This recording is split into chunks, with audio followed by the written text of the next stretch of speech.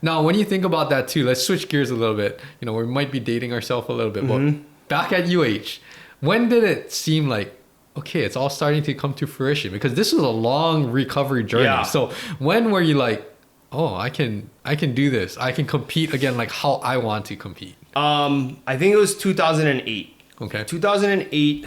So 2007, like I said earlier, 2007 was actually the first time that I got to pitch. Yeah. You know, my first year was at 2000. So it was like several years until I got to actually get into a game. And I was throwing 76 miles an hour, 77 miles an hour. Like, you know, just it wouldn't cut it. It was like we were up 20 runs and, you know, it was like non-conference. So, you know, just let them throw, you know. And so I got in and, you know, and so in my head, right, like I have all the adrenaline going. You know, I'm like, oh, I'm in the game. It was on TV. And so I get into the dugout. I'm like, hey, how hard am I throwing? And they're like, you know, I see some people like kind of like look down and then kind of like, and then somebody just hands me over the chart and I'm like, oh my gosh, I'm throwing 76 miles an hour. You know? And so like at that point, I'm just like, oh my God. So at that point I was kind of like, you know what? I should just probably not play. Like, I was like, I should probably just like finish school, you know, and then just move on with it. But 2008 was the first year that actually Hawaii was, or sorry, summer of 2007 was the first time Hawaii had a summer collegiate league. Okay. It was 4 teams and, you know, and I had kind of told a couple people like, you know what, I think I'm done. You know, I think I just want to like move on with my life.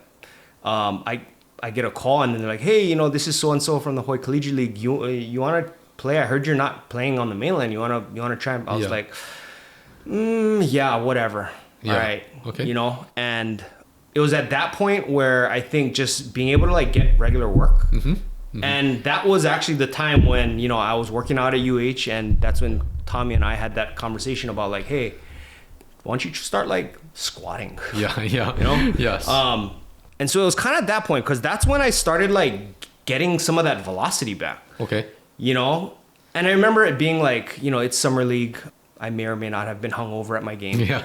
You know, and I'm on the mound, right? And I'm, you know, it's a day game. It's hot. I'm like, oh my God, I just want to get out of here. And so like I felt like I was moving slowly. Like I felt like awful. Okay. And then I get back in the dugout and I was like, hey, what was the velo at? And I was like, oh, it was 84 to 87. I was like, really? Wow. What? Yeah. Okay.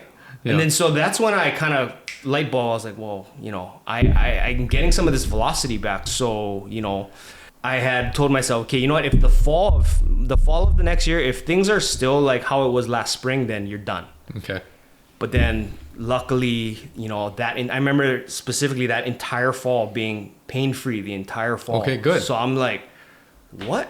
Yeah. Like, what is this? Like, like, what is this? I don't know what this feels like, because I would feel like banged up all the time. Yeah. And then I kind of factored into a couple games early on. I had 3 or 4 good games in a row. And then, for a couple weeks, I got thrown into the starting rotation. I'm like, whoa, Yeah. what? So things worked out, thankfully. Yeah. Because at that point, I was kind of in a bad place mentally. I was kind of in a poor me kind of state. And so it was good that, you know, that allowed me to kind of get myself out of that. Yeah. Yeah. It's crazy because in the moment we can't see, you know, where this is going to lead you to, right? Yeah. It's just hard in the moment. And then as you know, you keep being consistent with it, you know, consistent throwing, playing, lifting, right? And then before you know it, it's like it adds up. And I think, you know, for all young athletes too, even though it's super hard in the moment, when you string together months of that, that's where the progress is going to be at, right? And going back to like when you were a little kid, right? How you would always say that, you know, I would just know how to drive and get some velocity on that ball, right? Something as simple as like your strength capacity in your legs after surgery was like way low, right? So even like just squatting, just improve your strength capacity. Now you have more potential for it to translate off that drive off the mound, right? Like all these little things we don't really understand until it all comes together, right? How important it is, right? Right. And I think nowadays, I don't think we'll ever get to this position, but like being able to like control all of the variables, right? And staying on top of all of the variables, and like things that may or may not work for you, you know, things are always interchangeable. You know, I would always say that, you know, like if something isn't working, don't continue to do it, because that's insane. You know, but if you're, mindfully kind of piecing all these things together as far as, what days do you work out? What days do you throw? What days do you, just having that and being mindful and as you're doing it, not really thinking of it as like, oh, I got to do this. Yeah. I think is huge. And I think players are getting much, much more tuned into that kind of stuff now. Definitely. Because I think obviously we know more now. Yes. There's so many great things that we can discuss on and on. I do want to touch on, before we move on, a little bit more of what you're doing now. Yeah. Any great UH memories that stick out to you?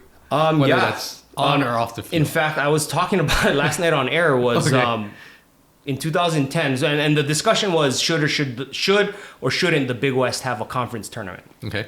And in 2010, my last year, the only reason why we got to play in the NCAA tournament was because of that tournament. Okay. Because the WAC at the time had a conference tournament. They still do. But it was Louisiana Tech. There's a runner on second. We're in the 9th inning. And it's a tied game. Okay. Who's at the plate? Holton Wong. Okay. He's pretty good at baseball. He's all right. He just hit it. He just played in his 1000th Major League Baseball game. I know, and no big deal. He was on top 10 a couple of days ago. Oh, I know. But anyway, first base was open, right? So the book says, right, you got the best hitter on the opposite team at the plate. You have a runner on second. You tie ball game. Yeah. You walk that guy. Yeah. You everybody's thinking you throw 4 wide and you let him go. Yeah. They elected to pitch to him, and he ended up hitting a 2-run home run. Got it. And that is how because again, going into that tournament, we were 12-12 in conference. We weren't very good. We had good players, but we weren't playing very good. And then he hit that home run, and then that was probably the craziest 3-week stretch of baseball I have ever been a part of. Yeah. I vaguely remember that now. And going off topic, but there's certain players at UH, we'll talk about this too at the end. Yep. Hawaii has some good baseball players. Yep. Yeah. Born and raised baseball players. And I think that's a testament to this team this year. 8 out of 9 starters for UH are from Hawaii. Yep. Yeah. I never thought I would see that ever. And I'm a Hawaii guy. Yeah. But I think that's just goes to show you about the culture and how important baseball is here. Yeah.